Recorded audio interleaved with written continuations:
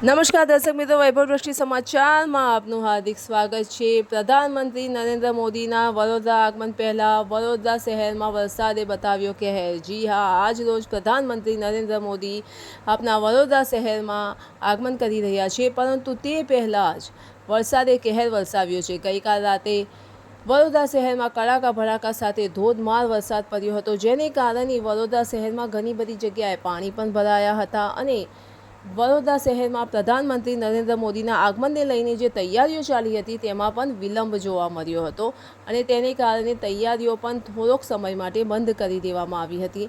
પરંતુ આજ રોજ પ્રધાનમંત્રી નરેન્દ્ર મોદી જે ઓપરેશન સિંદૂરની સફળતા બાદ વડોદરાની મુલાકાતે આવી રહ્યા છે, તેને લઈને વડોદરાવાસીઓમાં પૂરું જોરશોર જોવા મળી રહ્યો છે અને વડોદરાવાસીઓ પ્રધાનમંત્રી નરેન્દ્ર મોદીના આગમનની ફૂલ તૈયારીઓ કરી રહ્યા છે।